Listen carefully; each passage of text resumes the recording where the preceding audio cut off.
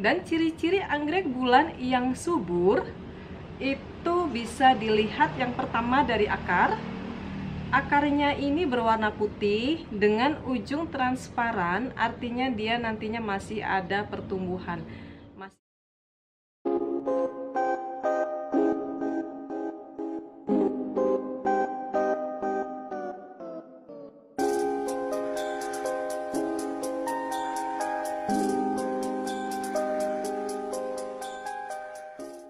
Assalamualaikum warahmatullahi wabarakatuh. Apa kabar Sobat Oma Anggrek? Kita berjumpa lagi di channel Oma Anggrek yang tentunya akan membahas tentang anggrek dan segala pernak-perniknya. Dan kali ini kita akan membahas atau sharing tentang perawatan anggrek bulan. Tapi sebelum itu subscribe dulu channel Oma Anggrek dan jangan lupa saksikan hingga habis, jangan di skip. Baik, di depan saya ini sudah ada anggrek bulan. Dan anggrek bulan ini dari kata Phalaenopsis, yaitu bahasa Yunani yang artinya dari kata Phalaina dan opsis. Phalaina artinya kupu-kupu dan opsis artinya menyerupai. Jadi Phalaenopsis adalah anggrek yang menyerupai kupu-kupu. Mungkin karena bunganya dia seperti kupu-kupu. Jadi untuk yang pertama kali menemukannya, dia menamakannya seperti itu. Dan Phalaenopsis ini di Indonesia dikenal dengan nama anggrek bulan. Kalau di Indonesia disebut anggrek bulan karena dia besar-besar bunganya seperti besarnya bulan. Padahal kalau bulan besarnya tidak terkira ya. Tetapi untuk perumpamaan, karena begitu besarnya bunganya maka disebut anggrek bulan. Dan Phalaenopsis ini dilihat dari tipikal pertumbuhannya, dia termasuk golongan tipikal monopodial, yang artinya pertumbuhannya naik ke atas. Pertumbuhan naik ke atas seperti ini dengan adanya daun yang rapat seperti ini, dan nanti tangkai bunga akan muncul di sela-sela daun. Nah, seperti ini ya. Dan untuk Phalaenopsis ini dia ada dua macam tempat tumbuhnya, yaitu yang pertama dia ada yang epifit atau menempel, dan litofit yang tumbuh di batu atau di bebatuan yang banyak ditumbuhi lumut.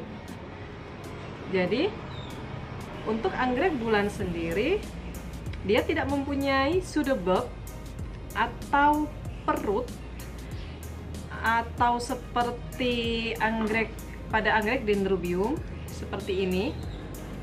Nah, untuk anggrek Dendrobium seperti ini adalah pseudobulb nih. Ini tempat cadangan makanan dia.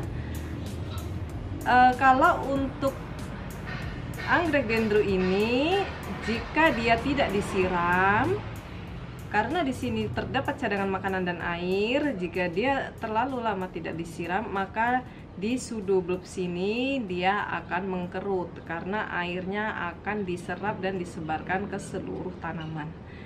Tetapi untuk anggrek bulan dia tidak mempunyai pseudobulb.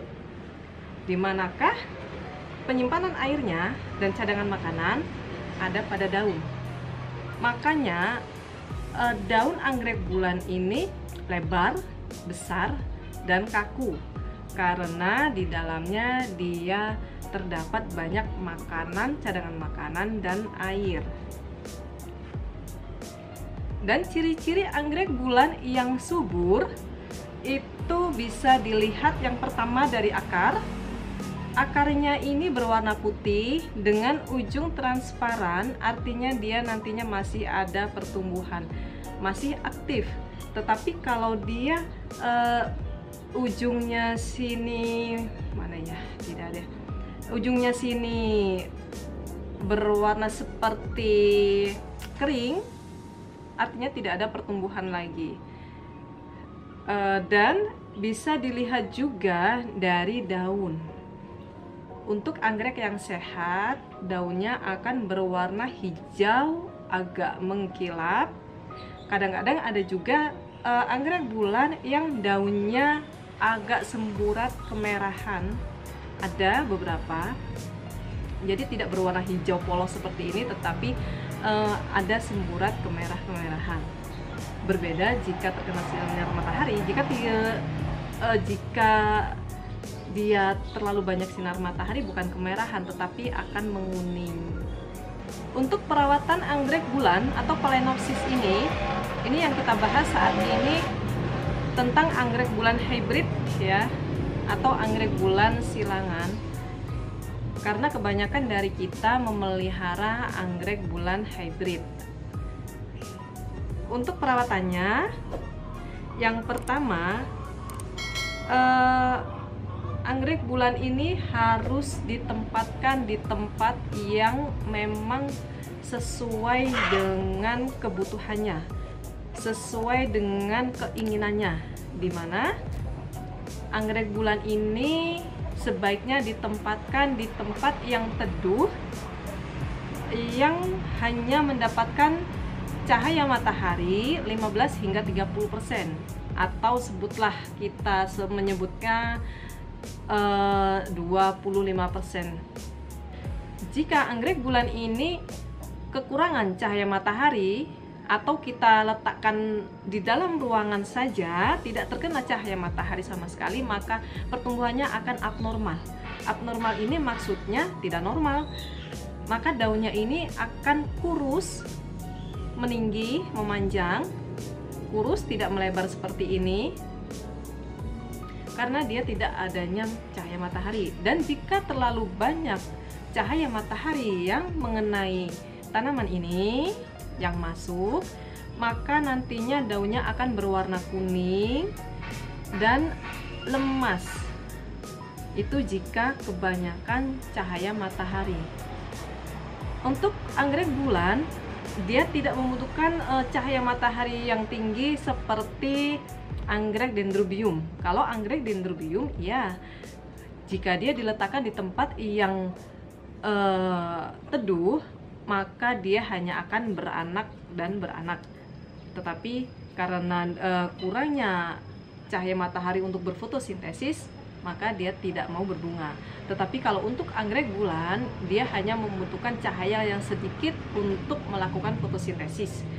Jadi kita tidak perlu menjemurnya, apalagi dengan menjemurnya seperti menjemur tanaman anggrek dendrobium. Karena ada yang berpendapat jika dijemur maka akan sering tumbuh bunga. Padahal kalau untuk menumbuhkan bunga untuk anggrek Phalaenopsis ini, biasanya dia ditempatkan di tempat yang dingin. Dan untuk selain cahaya matahari, kita juga harus memperhatikan penyiramannya. Penyiraman anggrek bulan ini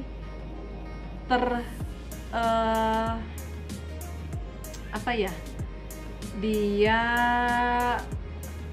penyiramannya ini harus dengan memperhatikan kondisi lingkungan sekitar.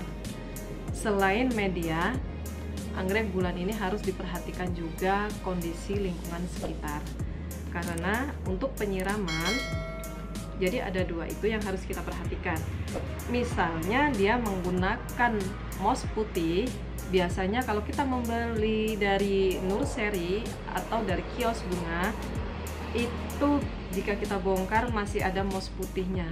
Itu sebaiknya jika memang ditempatkan di tempat yang teduh, yang sangat teduh, itu sebaiknya jangan sering disiram.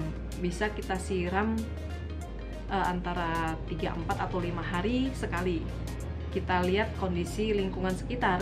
Jika memang lingkungannya hangat, dia kan cepat mengering juga mossnya, maka bisa kita siram 3 kali sehari. Tetapi jika tempatnya agak dingin dan kita sentuh mossnya ini masih basah, sebaiknya jangan kita siram. Bahkan ada yang menyiramnya hanya seminggu sekali. menunggu sampai mossnya ini memang benar-benar agak mengering, baru kita siram lagi. Dan kalau untuk menggunakan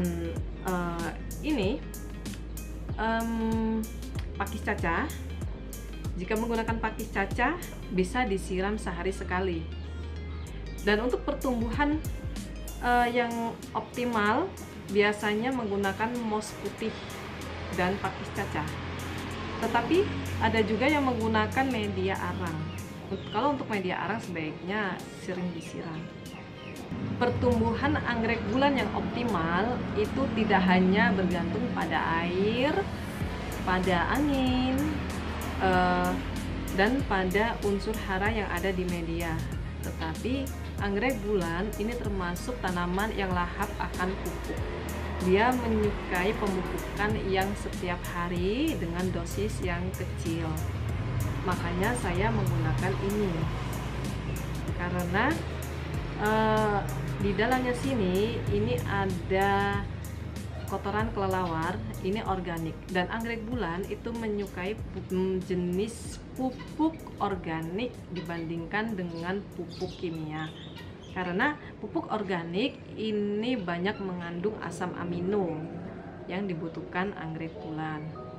Sebaiknya saat kita akan menyemprotnya dengan pupuk daun, tanaman ini kita siram terlebih dahulu, agar saat kita menyemprot dengan pupuk daun itu nantinya pupuk akan mudah tersebar ke seluruh bagian tanaman. Dan masalah-masalah yang sering timbul pada tanaman anggrek bulan ini biasanya